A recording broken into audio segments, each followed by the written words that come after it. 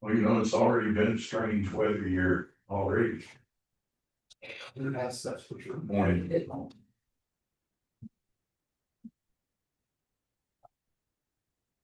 So this year we actually have started to drive through all of our ambulances with four-wheel drive. As of some of the recent weather events. Yes.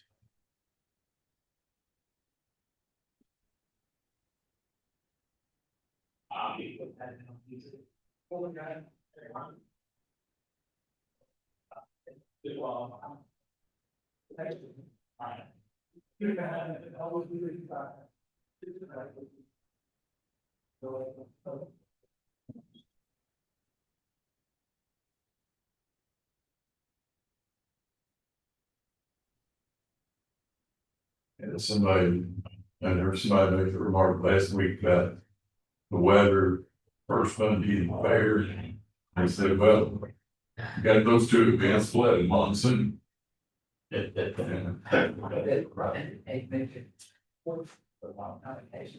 know it was today. Yesterday, I thought it was what Y'all was was on on that that. fence No, today. no, I heard talking on. Don't be on it, it was so happened. I didn't type last night before I left, but to the attachment. I went to all that, I got it when I got it. Did you go? Got it. No, that's fine. And I called her. You said we got to take my men's stuff with me. I got that at 3 o'clock. And I feel it probably. But. Cheryl. No.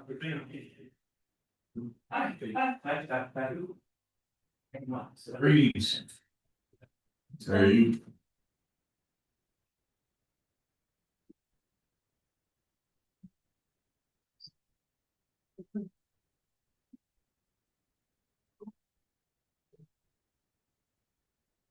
I'm going to speak about have the TV on. I don't know if we're use it or not for the regular meeting.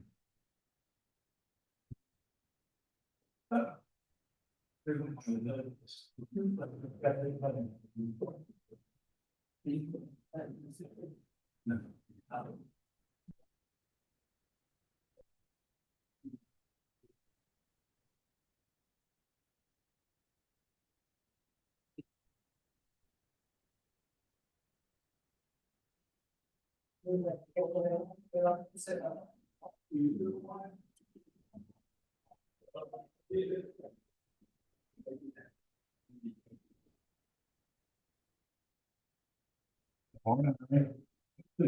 lot of time no see. You been doing okay? Sure. All right.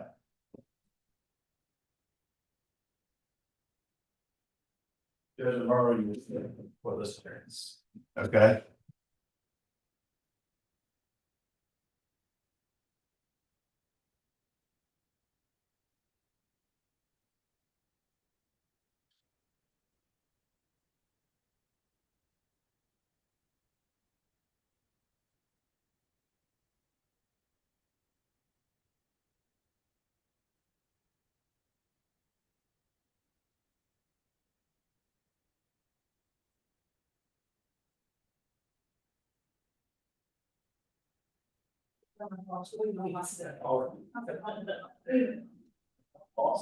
Based upon.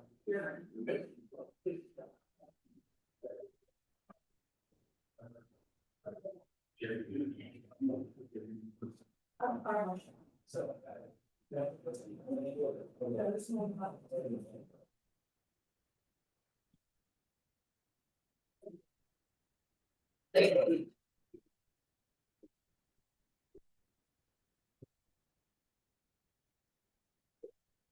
Good morning.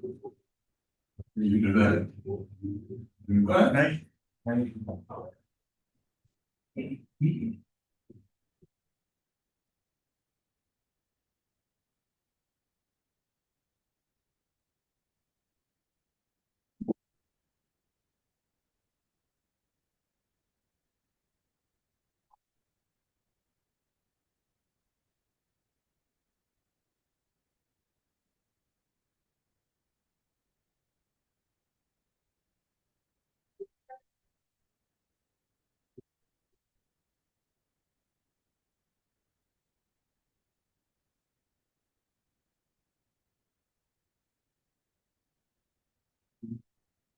I do the hit county and go ahead Grand Rapids. No. See, I don't know. Yeah, You never did it. The dog. Oh, yeah. It's my mom's was on other thing we had to. But, you know, they expected to be starting to send it back. Yeah. So I don't know if they. You know, these people. I thought it was very good. And considering it was good. Y'all out there playing the table with it. They didn't have a good. Yes. So. Out there. Yeah. Jones is driving. The school was out that day. Remember camera and there was one team. Okay. So when I get it back. I thought it turned out very well. On the. Now she helped. Oh, that's good. But yeah, that was. Yes. Yeah. Yeah. Me too. You all right? Yes. Yes. So, well, I am. Yes. I'm not that. I'll send that to you. I did. You did? I was here Friday, Saturday and Sunday. Yes, it is. Yeah. Working. No, I was up here working He's up here working. because I'm going on to a conference tomorrow or tonight and I had to get stuff caught up for this meeting and for Yeah. while I'm gone. So, We'll drive safe. well, thank you. I will. Well, no, I don't plan on saying.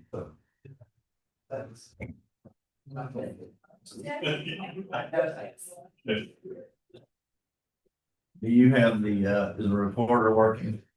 Yes.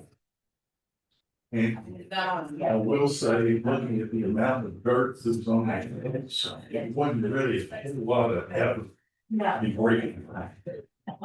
They just got enough dirt on the side. Yeah. Well,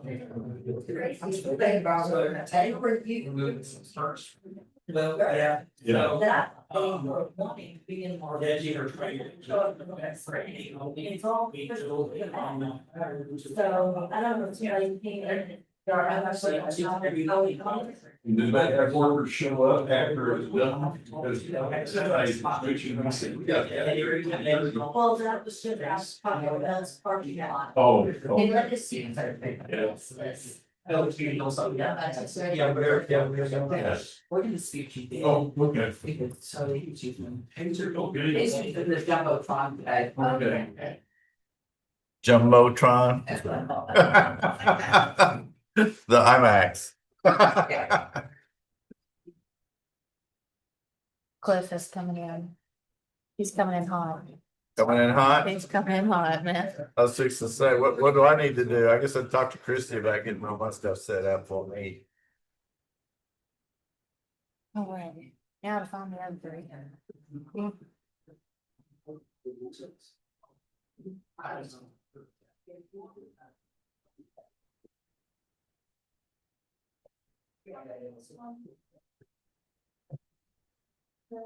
You started recording yet? We're streaming? Not important. Stream all. Then we all start. So it's I really last week, I'm fixing to order. I'm trying to find a little band. It's, I don't want to use that borrow a chair.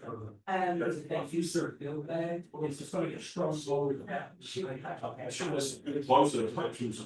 saying this, so you can see that it's the green bird spot, where it's not anymore.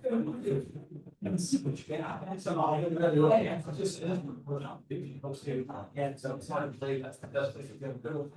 But I'm also. Yeah, you, sir. It's saying. So you understand the important stuff.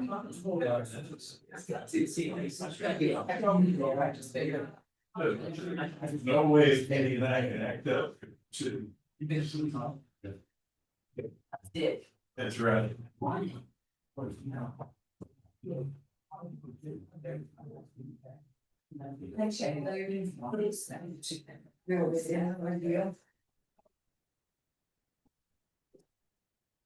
Yes.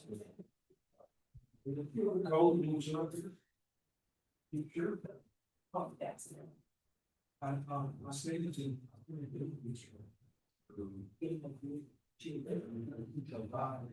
Yeah.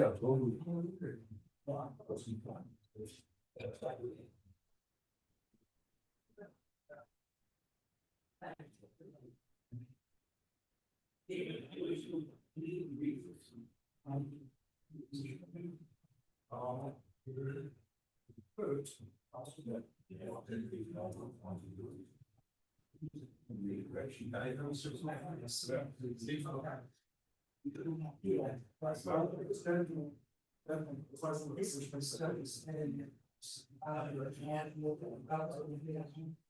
morning.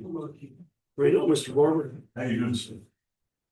Oh, we're Good ready. morning. How are you, sir? Good to see you today.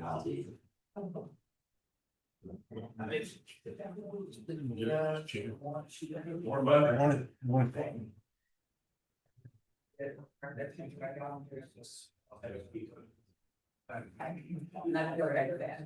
sir. Morning. Morning. How are you? Be a lot better. I get to go get these stitches out here in a little while. Where at? I'm gonna just run back over to East. They do those, cut the fat off of brisket. Did you get my text? No. Can you open us in prayer this morning? Thanks.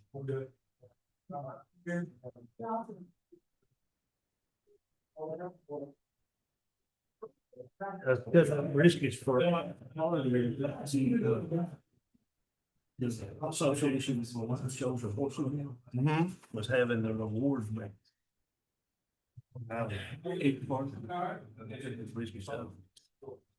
See, it's a dangerous job.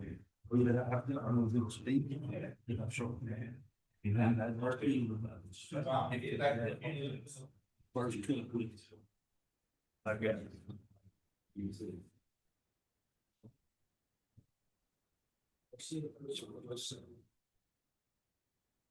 I don't even got it. Man, I ain't even got a pen. Get a pen over there, Judge. We'll get some. There's one right here. Yeah, Keegan's falling down on the job. I was in a water truck. That's me. Glad you said that.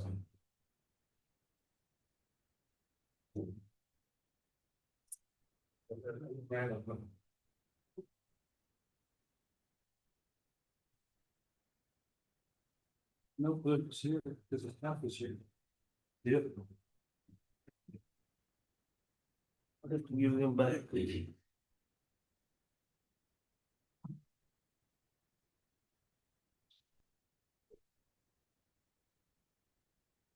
Trouble. Some trouble, see. Jessica.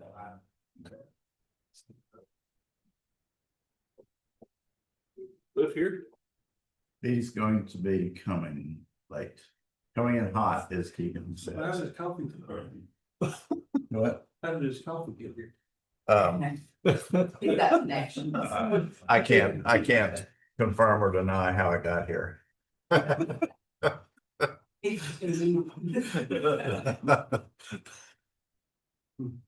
All right, it is 9 o'clock. If you would please rise, we will, our opening prayer will be by Commissioner Curtis. Right. Lord, we're just grateful for your goodness in our lives, God, just your grace that you show us every day, Lord, and we just want to say thank you. We ask, Lord, today that you just help us, Father, to make good decisions that would first honor you, Lord, and then bless your people. And thank you, Lord, for letting us be part of this and just the opportunity to serve you, Lord. And we just give you all the praise in Jesus' name. Amen. All right. Pledge to the American flag. Salute. I pledge Allegiance to the flag of the United States of America and to the republic for which it stands, one nation, under God, indivisible, with liberty and justice for all. Salute to the Texas flag. Under the Texas flag, I pledge allegiance to thee, Texas, one state, under God, one and indivisible. Thank you. You may be seated. And I would like to remind everybody to silence your cell phone at this time. And I will call this meeting to order. We do have a quorum, and we do anticipate that Commissioner Williams will be here shortly. Are there any general announcements? I've got one, but we gotta wait for Cliff. Okay. So So we come back to it. we'll come back to it. Okay, is there any public comments? No public comments? All right. We'll move into item number 4, discuss and consider approval of grant documents for Operation Slowdown Grant by Van Zandt County Sheriff's Office and authorize the county judge to sign grant documents. Who's our Evening, Patrick? Commissioners, Judge. The Sheriff's Office has an opportunity, correlating with, Texas Department of Public Safety and other agencies, to be a part of, 2 grants that are coming up. One of them is gonna be the Click It or Ticket, which I'm assuming as you've heard of that before. What this does, it enables the deputies to work at a higher pay rate. That's funded through the grant where they can go out and enforce the Click It or Ticket.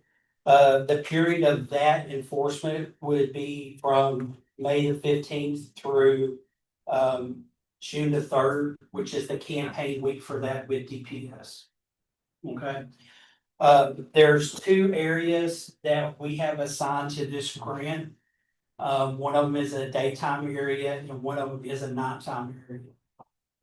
So a part of that Click It or Ticket grant, there is funding that is set up. If you look on the back page, if you have your packet with you.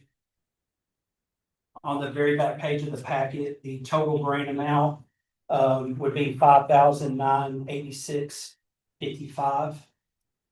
There is $1,056.57 that we would be responsible for. However, that could be less because of some of the fringe benefits that are involved in it. So the total grant amount would be $7,043.12. We have written a policy that's also a part of your packet too. And what the policy does is it gives the parameters of the deputies on what they need to be doing when they can work that grant. For instance, after they've completed their 40-hour work week, they'll be eligible to work that grant. Inside that policy, there also is a section 5 that would allow for salary employees to work that too, because it is funded by the state. Okay, so there's the totals. So this is just a supplement to the people who will be doing this work. That is correct. It's not new people. It's not a new program. It's just It is a new program for us, because we're just coming on board with it this year. So it is going to be a new program for the sheriff's office, but it is going to supplement their income. okay. And we have enough beds in the jail. People you're gonna put. And if they see other violations when they're out there too, they're able to act on those violations. They just need to make some notations on these citation or warning. They can do either one. They can go out there and work this grant and they have an option whether or not they feel that they need to enforce the citation or they can issue out one.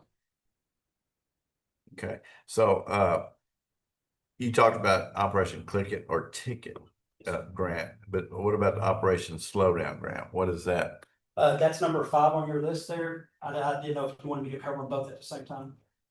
Okay, it's actually the first one, number 4. Oh, I'm sorry. So I got them flip flop. Sorry. Yes, about that. that's okay. All right. That's all right. So the second one would be the opt to slow down. So the actual slowdown grant would be set up the same way as the Click It or Ticket grant is.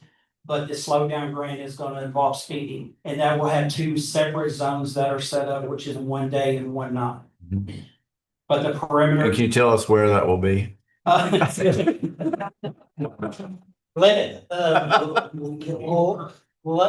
explain it this way. So without divulging the actual location, we have done some assessments and some studies on the information that I have that's available to the sheriff's office. And these areas that we have selected are high areas for this type of activity. They could be on I-20, they could be on 64, they could be on 859 or on Highway 80. There are some county road areas that we're concerned about too, that tie into those actual roadways. Right. If I can include also. Yes, sir. So the data that we get is from TxDOT. Mhm. So it's historical data, crash data that's offered on public website. But it's also used as a tool for law enforcement for these type of projects. And so that's what we went by, just Okay. historical data. So this is the first time Van Zandt County has really participated in this. So they ready to provide us all this data. They're make a judgment as to where we feel like enforcement and visibility should be done throughout the county. So that's what we went on. So every year, we can take part in this grant. Once we get this first stage, every year after that's a lot easier. Apply for the grant than, just managing everything. So this will be our first time. So we have to go to training and everything as far as how to manage. Right. There'll be training involved as far as how to manage. So that way funds aren't misappropriated in there. Right. Okay, very good. All right, any questions? So is there, we'll work on item 4 first. Is there a motion to approve the grant documents for Operation Slowdown Grant by Van Zandt County Sheriff's Office and authorize the county judge to sign all documents? I'll make a motion. Second. Okay, motion is made and seconded. Any further discussion? All those in favor say aye. Opposed, like sign. Motion passes. Item number 5 is there a motion to approve the grant documents for Click It or Ticket grant by Van Zandt County Sheriff's Office and authorize county judge to sign the grant documents? Motion. Second. Okay, motion is made. Second. Did you get that, Susan? All right. All those in favor say aye. Opposed, like sign. Motion passes. All right. Thank you very much, gentlemen. Appreciate you. Appreciate all the work you did at the fair this last weekend too. But It was, a great time. yeah, it was great. Adults too. All right, item number 6, discuss, is Tonda here? Yeah. There she is, okay. Discuss and consider the transfer of funds from the district attorney's office to Veterans Department for training. Morning, gentlemen. I don't know if you have had the opportunity that I have to spend time with Tommy, our new veteran service officer, but he is a ball of fire and he is doing a great job. He and I have spent a lot of time together talking about other opportunities, other services that can be offered to the veterans of Van Zandt County. One of the things we've talked about is looking at the impact of a veterans court. That's something that wouldn't happen overnight, would be a little ways down the road, but it's something that Tommy and I both have a great interest in working together on. Tommy is also going to a lot of trainings, learning what he can do, what services he can provide to help the veterans of our county, as well as veterans from other counties. He's so knowledgeable that folks are coming from other counties now to seek his help in getting disability benefits and other services that they deserve based on their service to our country. Tommy did not have a lot in his training budget this year because he didn't realize, I don't even think he was actually the VSO at the time that the budget was done. I don't think anyone realized how much training he would need or want to go to. I have offered Tommy to transfer some money from my training budget to his training budget so that he can continue to go to some of these trainings and look at being able to offer more services to our veterans, including trainings on the formation of a veterans court down the road as we progress towards that. So I'm here today asking to transfer $1,500 from my training line item to the training line item of Veterans Services Office. Okay. Any questions? Is there a motion? I'll make that motion. All right. Motion is made by Commissioner Curtis. Any second by Commissioner Barton. Any further discussion?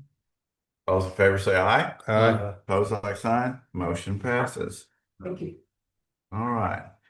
Item number 7. discuss, consider solicitation of bids for the road and bridge materials for the contract period of May 6, 2026 through April 30th, 2027 for culverts delivered, ASPPM delivered, Portland cement delivered, and LRA item 330 delivered. And Ms. Nicole Nix is going to be a presenter. And this is just to get permission to go out for some of those that we did not get bids for in our normal bid packets, like the culverts and. They were wanting to bring down that cold mix item, this is on separate item. So this is just to get permission to start those bids again. What are sure you want us to approve that?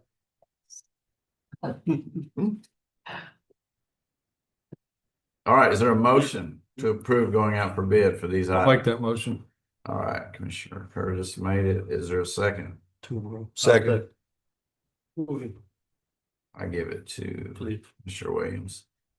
Okay, any further discussion? Is there anything missing that you'll need it added or?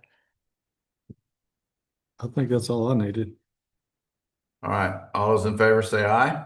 Aye. Pose like sign. Motion passes. Item number 8, discuss and consider approval of the ranches at Saloon Creek subdivision plat located on Farm to Market 1652 and Farm to Market 1255 in Precinct 1. It's a big one.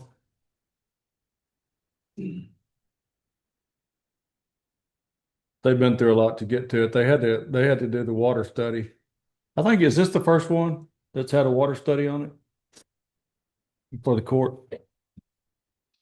Judge? I'm not sure. Well, we asked them to, drill a test well and a static well and have an engineer look at that. How many lots is it? It's 35, I think, 36. And 254 acres. Yeah, it's big. It fronts FM 1255 and actually has access off of FM 1652 also. One of their lots. It's a real pretty, it's close to our house, where I live. It's on Little Saline Creek. And it looks like it'll have several roads. Mm-hmm. Yep. Okay, and they've gone through all of the processes, everything's been approved by Brian? Brian signed up on it, so. Okay, They've been working on it for probably 4 or 5 months now, just going through one hoop after another to get it done, but okay. don't ask any hard questions. They submitted in our office any subdivision regulation already. Their own subdivision regulations? Like property owner association information or homeowner association. Should be filed.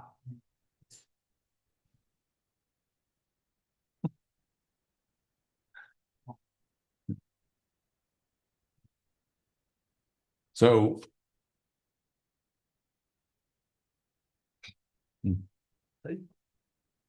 They haven't filed, Well,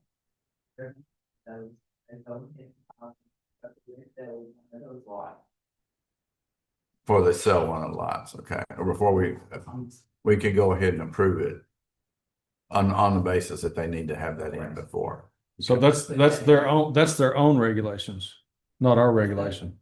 Right, so. If they're gonna have them, right? Right. If they're not gonna have their like deed restrictions and such as that, then Right. it's not, yeah. So it doesn't keep us from approving their plat. It's just we're running into a problem. Suing each other, there's a lot of silly stuff going on that y'all don't see. Yeah, and the issue is that if they sell a lot before those subdivisions are recorded, then those lots already sold are not subject to those. And Correct. it causes it causes a huge problem. But in this particular case, if they're not gonna have them, Well, I don't know. I mean, I haven't. yeah. And the applicant's not here. No. But we can approve that, and I just need to make sure they know it, yeah. With that stipulation. I don't know that I don't know that it has anything to do with us. No, that's a fair point. I don't know that it has anything to do with us though, right? Like, It, we it's, don't legislate what they did, That- what their that- subdivision. Keegan, as far as you're aware, that's not on our subdivision requirement, in the book.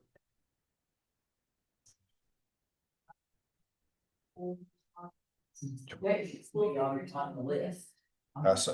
9 or 10 items that we had on the list, but. It's strange, some of the subdivision, their own restrictions like noxious behavior.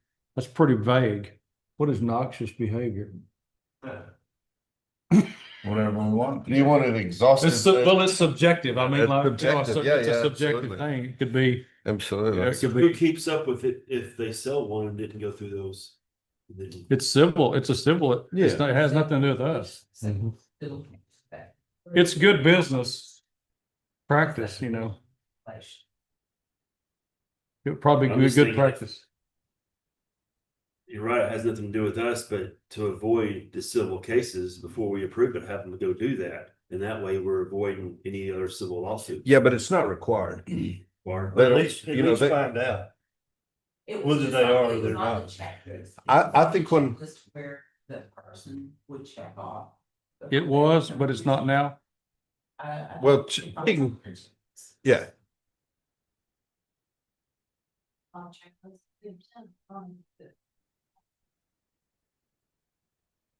then how about if we make a motion to approve this, and that is subject to them providing Mylars as required, and if there are any deed restrictions or covenants, that those are filed in the clerk's office Before they. before sell. final approval.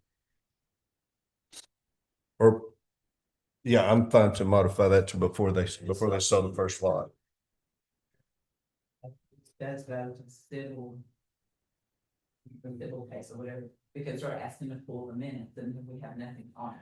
Could I also add one other thing before nobody seconded this, so I still have the opportunity, that this approval is good only to the extent that they have completed their subdivision within 2 years.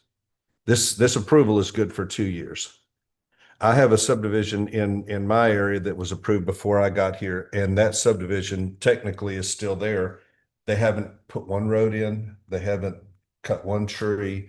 It's a subdivision out there that is not a subdivision, and that's been approved for several years. So this approval is good for 2 years, and they have to have their Mylars delivered, and they have to have their covenants and restrictions, if any, recorded in the clerk's office. Are we making a motion right now? That I made a big motion. I had a lot of emotions. Not as many as I All have. right, approval is good for 2 years. 2 years. Mylars have to be in. So what we're doing, the way you motioned it, does it, what's the word, does it exempt us from any civil cases? Because what I'm getting at- We wouldn't have any civil cases no matter what I said. We could just approve it. We're exempt from civil cases. It's one landowner would file suit against the developer, or one landowner would file suit. That's where the, So it's not gonna cost us money when it goes to a civil case. Saw it. Right. They pulled them in. Like y'all have. Okay. So, approval is good for 2 years. Mylars have to be in. What was the third thing? subdivisions, covenants and restrictions, deed restrictions Okay, have to be recorded at the clerk's office. okay. So a motion has been made by Commissioner Williams. Is there a second? I'll second that. All right, motion is seconded by Commissioner Curtis. Thank you, Cliff. Yes, sir. Are there any more discussion? All those in favor say aye. Aye. Opposed, like sign. Motion passed. I'd like to, is this the subdivision checklist right here? Is this something where we need to talk about or add to the thing about the covenants and deed restrictions? Is that our checklist? That's the application. Is the checklist in here? Okay. Is our checklist growing? Does it seem to I get bigger think, and larger? we and should have larger? a workshop on our Just checklist added to it. at some point. I just looked at it the other day and it seemed like it has grown over the last couple of years, and then I got a phone call from a person that was concerned about, the things changing and not being notified. Okay. Surveyors, a surveyor. About the subdivision guidelines being changed with that. Yeah, the things being added to them and they're not aware of them, I guess. I don't really know, but I'm gonna go have a meeting with him, but Okay. All right. So, did I ask for a vote? yeah. I'm sorry. All right, we will move on to item number 9, discuss, consider adoption of LGC 232.100 limited fire suppression system to the Van Zandt County subdivision rules and regulations. Here we go. So they, in our subdivision regulations, right now, and I'm sure everybody who's been on a fire scene, is aware that trucks will run out of water. They have to go sometimes, to the nearest city, Maybank, Canton, whatever the case may be, to refill their trucks before they can come back out. So, in the local government code, section 232.109, fire suppression systems, I'll read just a bit of this. In a subdivision that's not served by fire hydrants. Now, so it's important to realize that this is related only to subdivisions and subdivisions that we're considering for the future. If they're not served by fire hydrants as part of a centralized water system certified by TCEQ as meeting the minimum standards for water utility service, the Commissioners Court may require a limited fire suppression system that requires a developer to construct, either for a subdivision fewer than 50 houses, 2,500 gallons of storage, or for a subdivision of 50 or more houses. The first one is fewer than 50, but if you're 50 or more houses, it's 2,500 gallons of storage with a centralized water system or 5,000 gallons of storage. So it gives the trucks a closer location to get additional water. And we have the ability to institute that here. But in order for us to put that in place, the Commissioners Court has to vote on that. So if you go to Part F, which is on the next page, it talks about those locations that, for example, in Section 1, every park shall be equipped at all times with fire extinguishing equipment in good working order.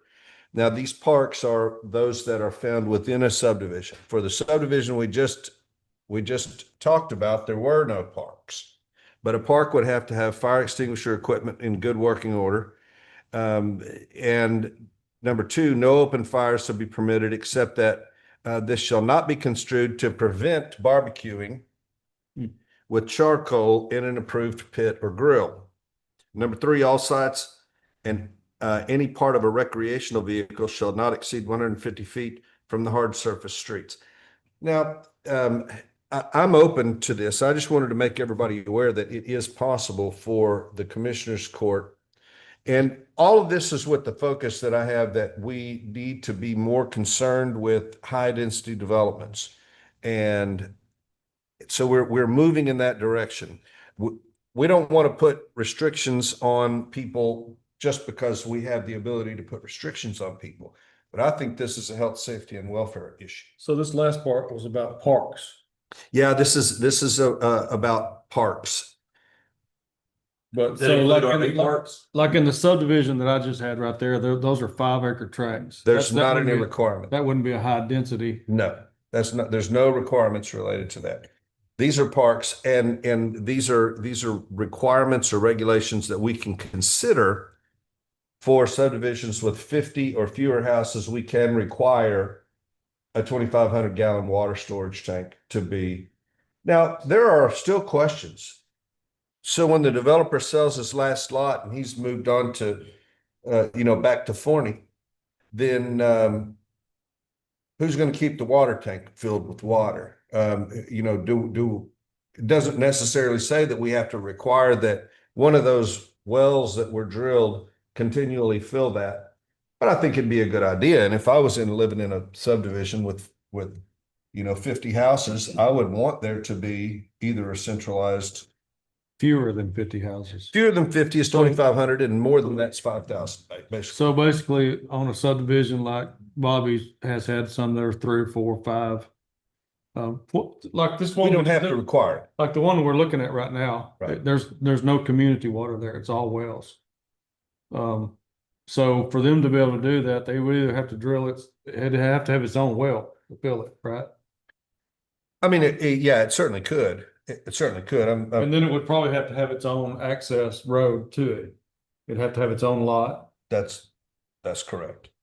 I'm not against it. I think it's probably a great idea, especially in like a wooded subdivision where the lots were smaller. But back to what I think I heard you ask was on, like the one we were just talking about of yours with 37 lots.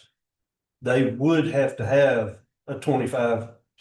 I don't read it that way. It says that 50 or less have a 2,500 gallon, the right? commissioner's court may require, But the commissioner's court may require a limited fire suppression system. So if we reviewed that 37 and we see that you know, those 37 or 5 acre lots, we can, and the developer comes to us and says, you know, the volunteer fire department, you know, is you know, 3/4 of a mile down the road from it, and you know, they have water, whatever the case may be. They have the opportunity to tell us their story. We can either require the 2,500 tank, or we can say, you know what, we're going to waive that on us, or we're not going to. And we don't have any. I may be wrong on it, but to me, that looks like if you do that, you're opening yourself up for lawsuits because changing the rules. No. Subjective, you think? No. Because it's subjective. No, that's in my opinion, that's a misunderstanding of the lawsuit. We can't be held liable. You know, and this is an interesting thing about Texas state law is that, for example, the Lone Star Protection Act or fire code, you know, there's a lot of counties that are not enforcing the fire code on the battery energy storage. And those citizens don't have the ability to even file suit against the commissioner's court there, because we're not required to enforce any state law. We're not required to enforce our own law. We have the ability to waive under circumstances, and it's, you know, it's exactly what we would run into here. So are we, if a subdivision is, the water is provided by the utility company, are they required to have fire hydrants in that subdivision? They're not required to, not yet, but I mean, we have the opportunity, you know, in the near future. So if the water is provided by a utility company, we want to do fire hydrants, correct? Why not, if it's a well, if it's people with wells, why not have a, instead of having a 2,500 gallon holding tank, which I know is a lot of water, but if it's a house fire, that's going to go like that. That's right. Why not require a well to supply a fire hydrant? It's my understanding that a well to supply a fire hydrant that would fill a, you know, a 2,500 gallon tank, that's going to be quite a pump. So Now, if you have a big storage, old pump. if you have a storage tank there, you can have a smaller. It would cost the developer less money to have a one that's 80 gallons a minute that continually fills it or keeps it filled. What are them frac tanks hold? You have looked into that a little bit, hadn't you? Yeah, I mean, those frac tanks can be 5,000 gallon, but I don't think that Most of the like the small community water systems, they don't have the infrastructure in to be able to feed a fire hydrant. Like, am I right on that, Bobby? I mean, like, what does it take, a 4-inch, 6-inch line to feed one? I think a minimum of 6. Yeah, so most of those water Okay. companies. Do you know that? Might be a 5. I can't remember. It could be all the way down to 2, just depends on the primary, secondary, review. So are these water tanks? I'm say this like a kettle trough, you know, when it starts to go down, you know, it's automatically fills back up. There's a water source that automatically fills it back up once it gets to a point. Well, we don't know. I mean, like you would think, it could be built that way. We could require it to be built that way, but I mean, then you're leaving. But here's the problem. One of the problems is like, we don't require homeowner associations in Van Zandt County. Like, it's not a requirement for a subdivision to have a homeowners association. So when the developer pulls out, the subdivision is basically at the mercy of what they decide to do. They become their own little The water is the county. problem, lack thereof. And who maintains the equipment, you know, who keeps this, Right. it behooves all of them to participate, but Sure. when you are in one of But they those, might not. they just don't. Like, they don't maintain roads. You know, you got maybe one or two, you may have 10 or 15% that participate in keeping that up. But maybe there isn't, but this is an option. Frac tanks don't work because trucks can't hook to them. You can build something to them. I mean, you could modify them where they could, right? Can't you?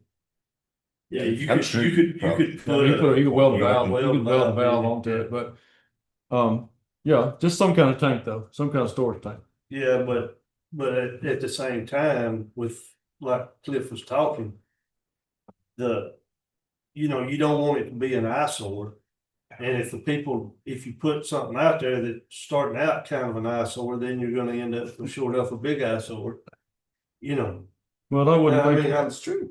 That's why I was going for the pod hydrant. I think what you're gonna end up with is if you require a storage tank, you're not gonna be able to require what kind of storage tank, like. I mean, if a developer, like that developer right there, he's not gonna build an eyesore. If we require that, he's fixing, I would imagine those lots are gonna be $200,000 lots, there's 37 of them. They're not probably gonna put out, a frac tank that's got graffiti on it, you know what I'm saying? And I would imagine they will build, they're probably, I mean, what I would think would happen is they're gonna build a little dead end road in there with a cul-de-sac. And they're gonna hide it somewhere, you know? Yeah.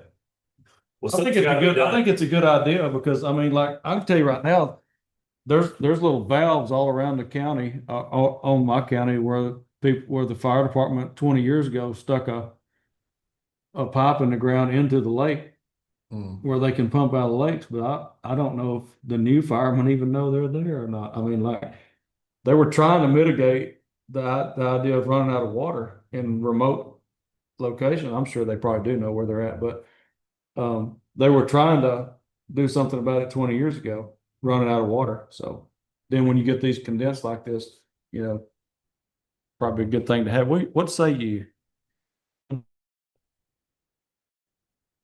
Yeah, so so to answer some of your questions, Commissioners Court can kind of adopt a well with one. So you could make it an NFPA approved storage holding tank. As part of basically the deed restrictions of that area. So let's use this one as an example. And we passed this thing. You have to build an NFPA compliant storage holding tank approved by the fire marshal's office. And then you decide who keeps it up as far as water, because the fire department's gonna need to train about that, right? So if the fire department uses it, they will use it. I wouldn't, there's not a company that's gonna put in a fire hydrants off the well water. It's not an NFPA approved water source as far as that goes. So there's lots of ways that you can do it. You just gotta decide how you're gonna do it. And as far as who, when, where, and why, I think you'd have to do a little bit of a study, because it's not only how many, but where is it located, right? If it's right outside of a camp and there's a fire hydrant, 3 or 1,000 meters from there, it's not a big deal. But if it's down by Midway, there's not a fire hydrant for 15 miles, yeah, we probably need to put one there. And so it can absolutely be done. What I've seen done in the past, and usually the fire marshal's office is a part of the subdivision approval process. And they do an analysis, their part is doing analysis, one, of the roads, to make sure that the roads are wide enough to do everything that you need to do. They do a water, like this one, they did a water supply survey, you look at that, you look at where the closest fire departments are, what capacities they are. because not every fire department is built the same. Some have, 20 active volunteers and some have 3. And so, yeah, maybe they have a tanker truck, but statistically, the first out, they don't have enough people to bring the engine, which only has 1,000 gallons of water, and the tanker truck sits in the station. And Midway or Big Wheeler has to bring a tanker, therefore you're running out of water. So normally, the fire marshal will be a part of the subdivision approval process. That person, the fire marshal, whoever was looking at it, would do a survey of the roads and of firefighting capabilities basically for that area. And then based off that information, the fire marshal will determine, yes, this subdivision needs a storage holding tank. And it needs to be this type of storage holding tank. Usually that subdivision will have to pay like so much a year just in maintenance of the actual tank itself. So it needs to be repainted, needs, one of the adapters gets knocked off, something like that. That subdivision pays for it, and then y'all would decide who pays for the water. Does the county pay for the water when it needs to be refilled? Or does that subdivision pay for it? You just kind of go through all those little details. We probably need to have a workshop on it, don't we? Yeah, so I was thinking. It may be more appropriate for us to include these requirements for fire suppression system in tier 1 subdivisions than tier 2. For me, it's more of where it's at, and it's more of where it's at, as opposed to how many rooftops there are. Rooftops is a good number, and that's a good place to start, but if you really concerned about fire protection in the area, you need to do a survey that's site-specific location and see what resources are available. Because and you write it like that because those things can change over time. Right now, today, Ben Wheeler has a good active fire department, right? But in 10 years from now, the way the volunteering is going on, maybe in 10 years from now, Ben Wheeler only has 4 people. So that's why it changes over time, but you leave it you don't handcuff yourself. You leave it broad to the fireman, the national survey of where it's at and the available resources at the time of construction.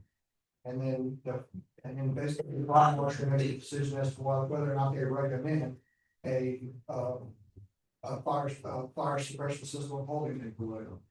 And then ultimately the commissioner's court, I can make the recommendation, yes, this subdivision, if we already have this in place, I can make a recommendation, hey, this subdivision needs a water storage tank, and y'all can say, no, we're not gonna do it. So, Health, safety and well-being. Oh, It's something to think can we do a workshop on this and any other subdivision guidelines and get some developers in here too with their input? I'm not opposed to that. In fact, I think on workshops, we don't really know what folks are going to want to have a discussion about. So sometimes I waffle between having a focused workshop. Let's focus it on this, or if we have a broad workshop, folks can talk about whatever they want to related to the subdivision rules, regulations. So yes, sir. I'm all for making it part of the subdivision workshop y'all were talking about. And again, I don't know what this particular developer was. I did that a lot. I didn't know. I wasn't aware. Well, as a business owner, as a subdivision developer, there's a certain burden on yourself to go find that information. Like Keegan is not your secretary. I'm not your employee. If you're gonna spend all this money to do a business or build a subdivision, learn what you gotta do business to learn what you need to do business in Van Zandt County. Cause I don't have time to hold your hand. Do you think that our subdivision regulations are clear? Like they're clear? No. I had this conversation yesterday with the developer, and I told him this. We didn't get subdivision rules until 2019. And I've said this before, this county has changed more in 10 years than it did in the previous 40 that I was here. It just continues to change. And we're gonna have to get to the Kaufman level because it's coming over here. And if we're not prepared for it, it's gonna hit us in the mouth. I've been approached by a group of surveyors who are very upset with our subdivision regulations and feeling that they are not applied uniformly. So I'm sure they would welcome a workshop that addressed the entire document. Yep, they're very They're very frustrated. The word variance or variance is very vague. And you go back, I think Commissioner Williams, you brought up a point about making people do things just because we can. That's never the intent. The intent is to make things clear, concise, uniform. And then the part of the fire marshal's office, ensure the health and safety of those citizens. That is the intent. Yeah, and what we do, with this court is one thing, and what they do, for courts in the future is, is what I have in the back of my mind, and that's what concerns me when making these, these rules, that at some point, if I put a subdivision in, I'll be subject to as well. It's like those rules are made for mom and pop moving in here. Well, nowadays, we got 100+ homes moving in here. It's not the same. These subdivision rules and regulations do not match what is coming in here. They're outdated. When we started looking at the subdivision regulation rules, I was working with the Commissioner's office. Virgil would go over and meet with Kaufman County. That's where we were getting a lot of our information, because we knew it was gonna blow up, Kaufman County was going to be first to really populate, and then they were gonna move to Van Zandt County. So we were trying to mimic what they were doing. It's just Van Zandt County was not moving fast enough. We couldn't get the full to move. That's something we gotta do. That's how I am. I don't like to move fast. I'm a dinosaur. And Can I ask you a question? Yes, well, You're on the fire suppression side of this, have you considered, or would you consider the gallons per minute that is required with a fire truck? The refill, would there need to be a charge pump on whatever system you're putting in the ground, or forcing people to put into a subdivision? Right now, it takes about 150 to 300 gallons for a suppression line on a fire truck with 1,000 gallons. So you're gonna refill every 10 minutes. that is, 2,000 gallons, 2,500 gallons without a lift pump. That would keep up. yeah, all those details would have to be worked out, and we probably. Just a consideration. And you have in here, Anderson County, Hood County, Coffin County, and Mason County as ones that have this in place. Yeah, and they're all substantively different. Mhm. So, Well, I'd like to see us on our workshops, that is to get the people from Kaufman County over here, actually take their subdivision guidelines and kind of make that as a basis, because they obviously have gone through quite a bit. And it would be good to learn from them. And we think Kaufman County's got it right. Like, we believe Kaufman County is the standard. We know that developers don't like Kaufman County because of the high level of requirements. And it ain't stopping them, because they keep on going. Yeah. they just stopped at a very big one.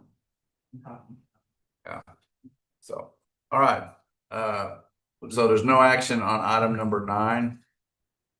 Move on to item number 10, discuss, consider approving revisions and allowing the county judge to sign an amendment addendum to the recent contract with Rico USA that would add a fax forward to the county libraries copier and change the jail bookend copier to a color machine.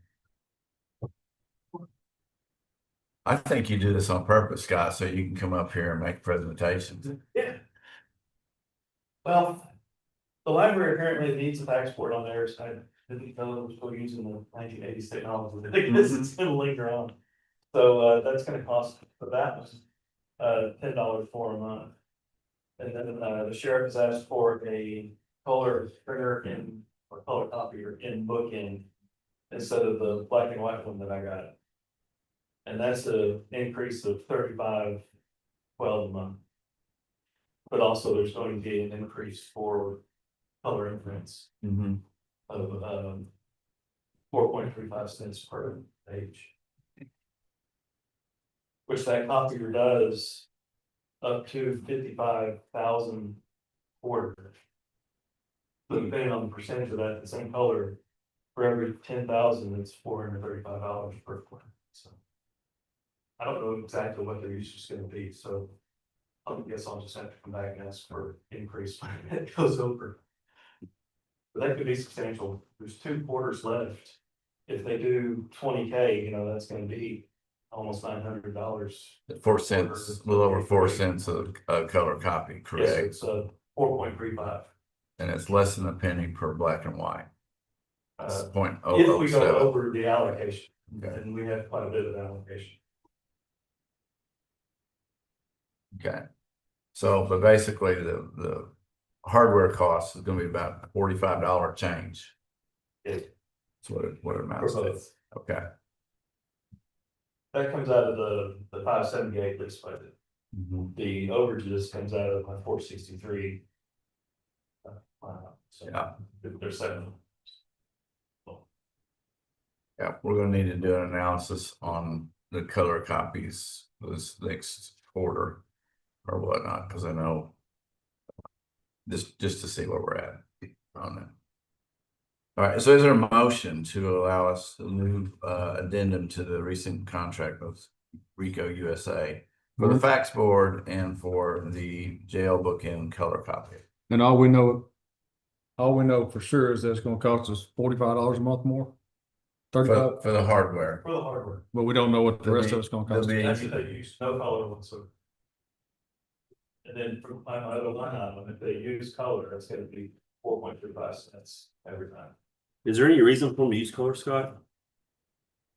I don't know. I wish you stayed to them. It's just orange, right? Yeah, pink.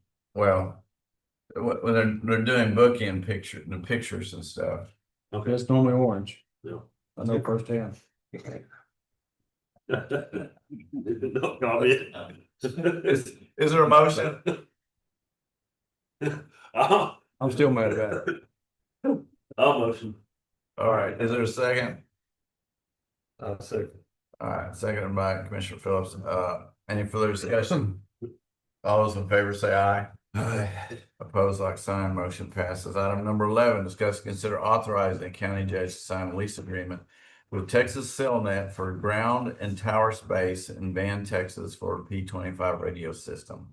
As we have discussed in the past, the coverage in the Van area is not sufficient, and so we are working with L3 Harris to add a 6th tower site, and that tower site will be in Van, and we've talked to Texas Cellnet about leasing the tower that they have, and it's for $1,500 a month.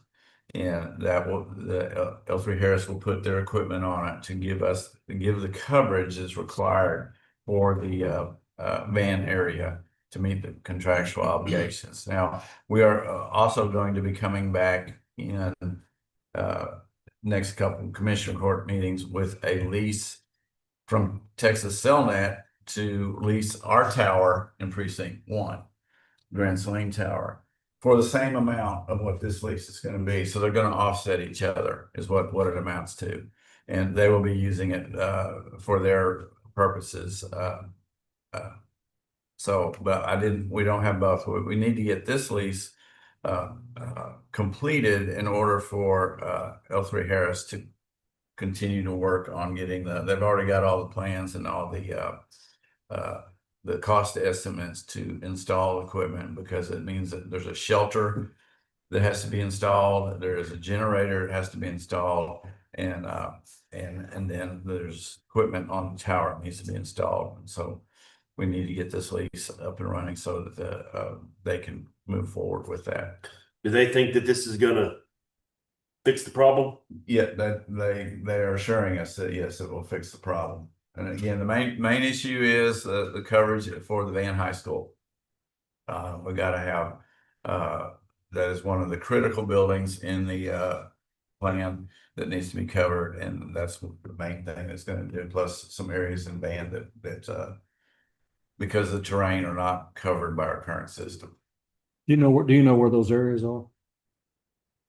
Specifically? Well, we do in the high school. Yeah. Yes, we did it. We did a coverage test, and there's specific areas in the high school that are not covered. And then as far as in the general Van area, I don't have that information in front of me. I think I found a spot. Okay. Yeah. On the west side. Okay. But yeah, just let Jeremy know. Okay. If you want.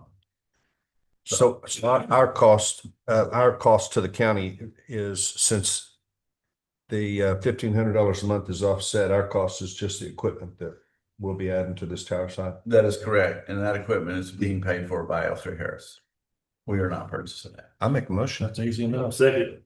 All right, motion by Commissioner Williams, seconded by Commissioner Bart. Any further discussion?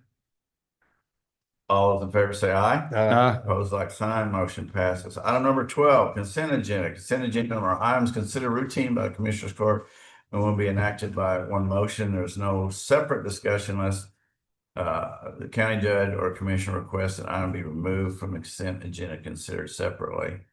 And we need to remove item number A because somebody was off on a cruise and was not able to get the minutes completed. But we will forgive her this time. So is there any other items that need to be discussed, considered separately? If not, is there a motion to accept the consent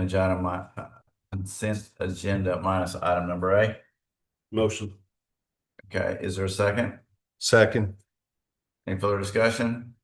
All those in favor say aye. Aye. Opposed, like sign. Motion passes. All right. General announcements. General announcements.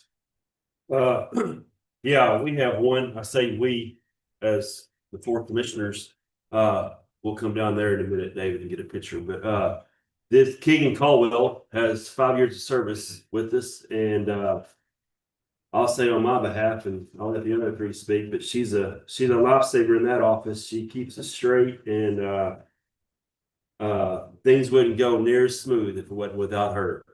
And so Keegan, congratulations on 5 years. I agree too. Appreciate everything.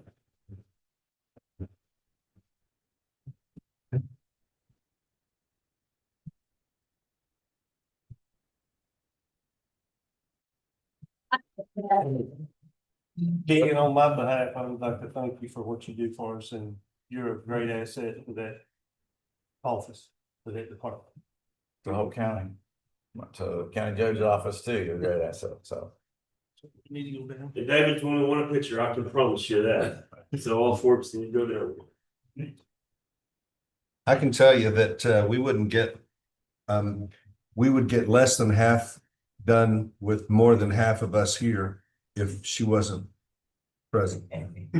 let's I don't know what that means. Let's ask questions. Well, if you look up multitask in a dictionary, her picture's there. I don't know how she does what she does, but it's pretty amazing.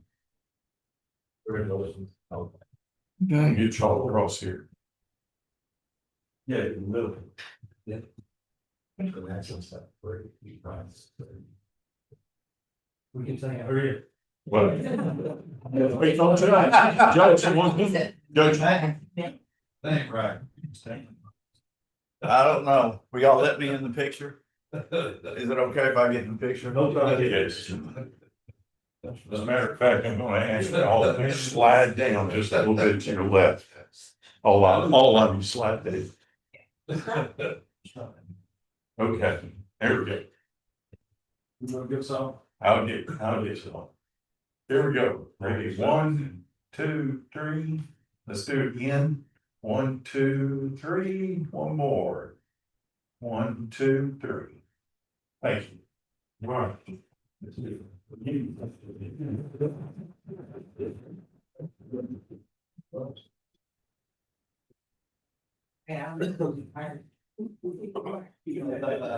All right.